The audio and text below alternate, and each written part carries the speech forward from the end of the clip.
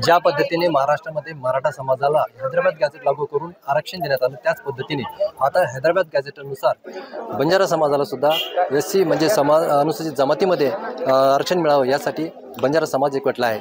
आपल्यासोबत काही बंजारा समाजाचे नागरिक आहेत, त्यांना विचारू आपण नेमके आज तुम्ही जी मागणी करत आहात की ST प्रवर्गामध्ये तुम्हाला आरक्षण मिळावं, नेमकं काय कारण आहे? पूर्वीच्या काळामध्ये आमचा समाज भटकंती करणारा समाज होता आणि त्या काळामध्ये एक वर्षानं या गावावरून त्या गावावर आम्ही भटकंती करायचो।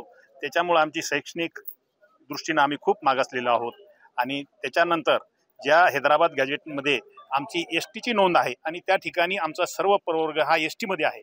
आमची मागणी रास्त आहे आणि त्या पद्धतीनं जर शासनाने आम्हाला हे आरक्षण नाही दिलं तर आम्ही प्रत्येक गोष्टीत कुठेही कमी पडणार नाही आणि आम्ही हक्कानं आमचं आरक्षण घेणार आणि सगळ्या गोष्टी ज्या करता येईल त्या पूर्ण आमची तयारी आहे। तर शासनाने याची दखल घेऊन त्वरित आम्हाला आरक्षण देण्याची कृपा करावी।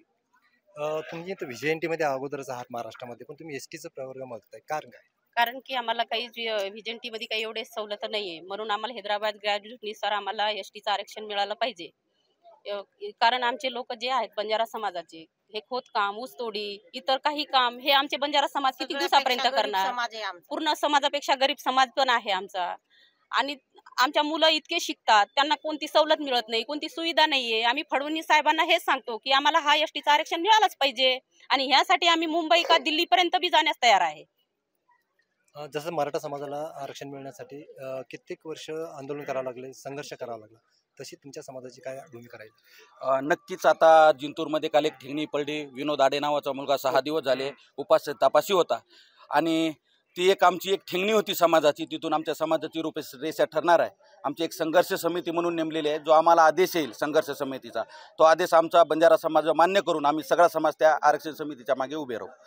ज्या पद्धतीने मराठा समाजाने मुंबई जाम केली, मुंबईमध्ये जाण्याची तयारी का तुमची? हो नक्कीच आहे। ज्या तालुका स्तरावर जिल्हा स्तरावर ज्या ह्या बैठकी होत आहेत हे एक पूर्वनियोजित आहेत। आता आम्ही पुढची तयारी करायची म्हणूनच या बैठका घेतोय। आज जे आम्ही हजारो लोक जमतोय तालुका स्तरावर, तर हे पूर्ण आम्ही आमचे लेक बाळ घेऊन, बायको मुलं घेऊन, हे सर्व घेऊन आम्ही आता मुंबई गाठीची तयारी आम्ही ठेवलेली आहे।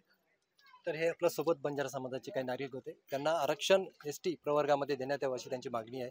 जोपर्यंत आरक्षण मिळणार नाही तोपर्यंत आमचा संघर्ष सुरू राहील आणि मुंबईत सुद्धा आम्ही जाम करण्याचा इशारा सुद्धा त्यांनी दिलेला आहे। कॅमेरामॅन सुनील मिरसा, मी संजय जाधव, साम TV, लोणार, बुलढाणा।